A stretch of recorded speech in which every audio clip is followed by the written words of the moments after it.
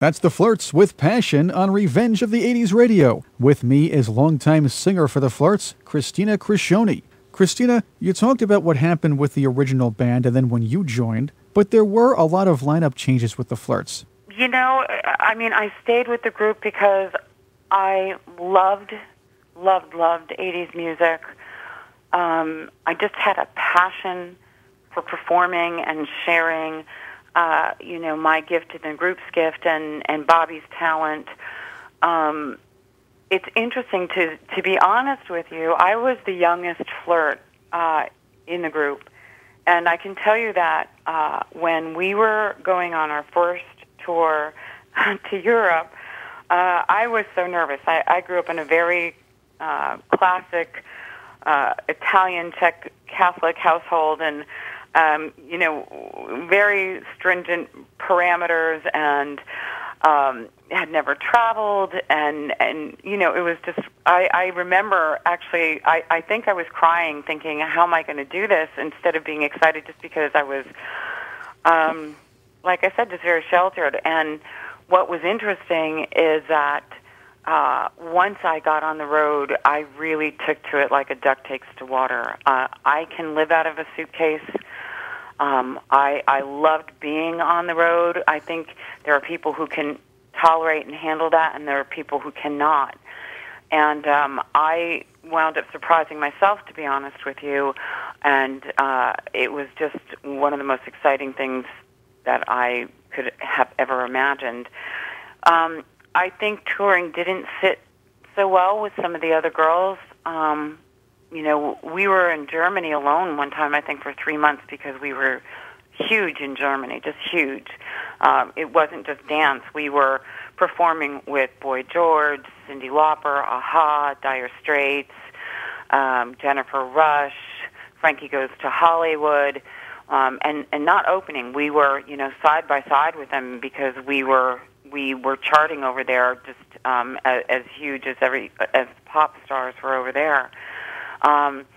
And you really had to have a certain mentality to be on the road and to be in that suitcase and to be, there were days literally in Germany. I think our record was we were in 4 different cities in a day one time. And we flew from city to city and then had to get in a car and drive on the Autobahn. And I believe it was Essen to get to this gig in Essen, if I'm not mistaken. And I just had the energy for it, and it really wore some of the girls down. But for me, I really fed off that energy. Well, 4 cities in one day, that's a lot of beer gardens. Insane. I think we did 2 radio shows, a television show, and a gig that night. It could tire you out, but being on the Autobahn, it's probably a bit easier to get there. Well,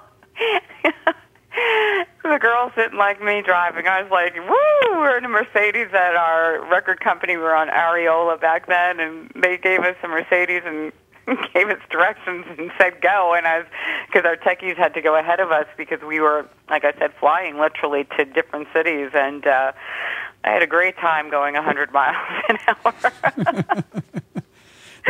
They didn't expect that out of an opera singer. Yeah, exactly. Everybody else was green in the car except me. I'm sure being with the Flirts for a while, you must have a favorite song or two. Tracks that you like to perform live more than any other ones. Unequivocally, I would say Danger is truly one of my favorite songs to perform. There's an energy to that song that is just unbelievable, and that song really has translated all over the world. I mean, I swear to you, it's almost like a national anthem in Mexico City. We recently came back from doing a show in Mexico City on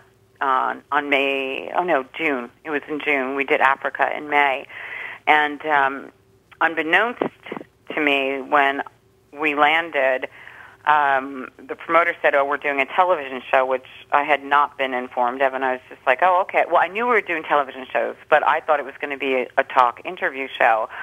And all of a sudden, in broken, Spanish, I'm realizing, oh, my gosh, he wants me to perform, and my other Flirt wasn't there, and we're very choreographed.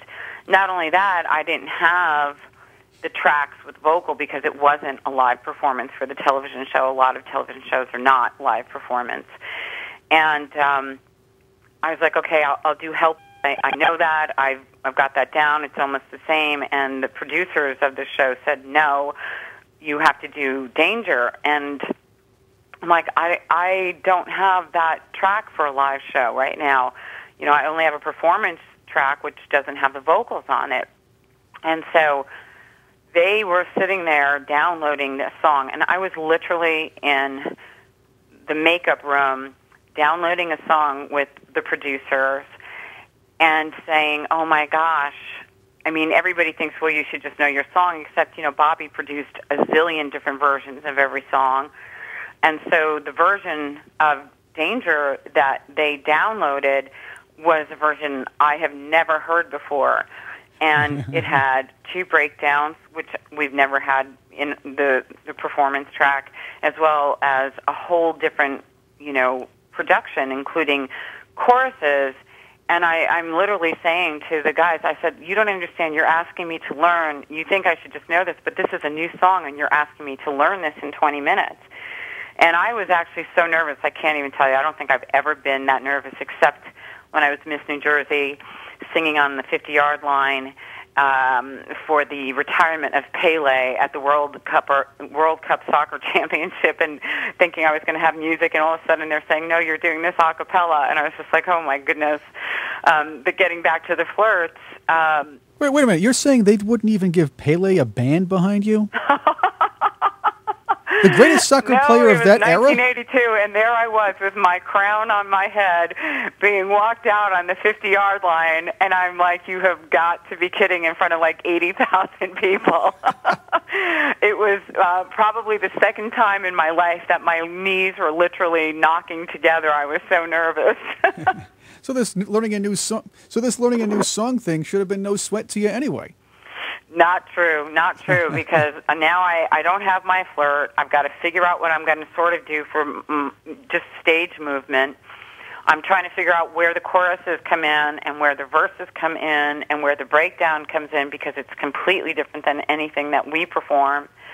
They brought me out onto the sound stage, and this rapper started rapping, and I'm like, oh my gosh, I'm literally there with my Apple computer, and I'm sitting there going, oh my gosh, I can't even hear this. I need to learn this. And so I go to leave the sound stage, and they're like getting all upset and speaking to me in Spanish, which I don't understand. And I'm like, basically, come and get me before I go on, because I need to learn this song. And by the grace of God, I almost learned it all. I knew at one point I was not going to be able to figure out what the beats were, because I was still learning what the beats were, you know, for my intro, where the different choruses were, where the different verses were. I knew where that first breakdown was, and I couldn't get to the rest of the song before I had to perform. And I said, okay, I'm just going to turn away from the audience, because I'll hear when I'm supposed to come in. So I turn away from the audience, and I go to this band who's, you know, not playing live, but, you know, again, I don't know what you call it. It's not lip syncing, obviously, but pretending that they're playing. And I literally strut to the back and get to the keyboardist, and in Danger, all of a sudden you hear this big keyboard pad, and I was just like, no way. It wasn't because I was so good. It was just because, like I said, someone was watching out over me, and it wound up being a great performance, and it all worked out. But I mean, that was really nerve-wracking, and it's learning too. It's like you forget after not doing stuff for a long time that this is the kind of stuff you have to be ready with. And so, I mean, we're going back to Mexico for a show on October 15th, and you can bet this time I'll have tracks ready for a television show. That might be a good idea. Yeah. Christina Criscione is my guest on Revenge of the 80s Radio from the Flirts and former Miss New Jersey. Christina, after the band dissolved, you went into acting. You starred in numerous commercials. You had recurring roles in a couple of soap operas. What got you into acting? You know, acting was always a part of my life. I you know, performed in plays in high school, and I loved it. It's just that music and my classical training really took 110%. You can't do that without giving 110%, at least to be good. And I don't do anything unless I'm 110%. And so I actually did sign a solo deal after the Flirts. When I left the Flirts, it got to the point where I just felt like the music was not what I wanted it to be. I had a different vision than Bobby, and had a sense of a style and a sense of production that, I don't think we were on the same page with. I mean, I left Bobby and Joe on very good terms, and decided I was going to pursue a solo career. And I did sign a deal with Polygram for a single with an option for an album, and had a great song that I just loved. But then there was a merger, and I don't remember with whom anymore, but there was another record company, and they merged. And basically my A&R director he did not get let go, but got demoted, and my tape went and sat on somebody else's desk, and he didn't know who I was from, any of the other tapes that were on his desk. And then it took me a while to get out of the contract because they had spent, X amount of money for the single. And then I almost got a deal on another record company, and then things just started changing in the industry and started changing for me, and I felt like I was being pushed into a place that I didn't want to go. And it didn't feel like my music anymore, and there was a part of me as an artist that really kind of lost, not the love for music, but really didn't like the business side of it. Whether I should have stayed in it or not, well, I guess I shouldn't have because I didn't. So, I mean, that's karma. But I decided at that point that I was going to pursue my other passion, which was acting, and I actually went, back to school in New York, and I studied with some amazing teachers. And I made my living for almost 7 years doing national commercials and doing some stuff on soap operas. I piloted a theater company with James Calleri, who was a casting agent from ABC, called The Working Group, and it was to get contemporary playwrights up and running. The group might even still be around. It was a great group of actors, and that was something that was really neat, and it was a great experience to do that as well. So now what you're saying is we have Christina Criscione of the Flirts, former Miss New Jersey, former opera singer, and actress, right here with me on Revenge of the 80s Radio. So glad to be here, Chris. Thank you. Straight ahead, we'll talk with Christina about what she's doing today and her reforming of the Flirts, right here on Revenge of the 80s Radio.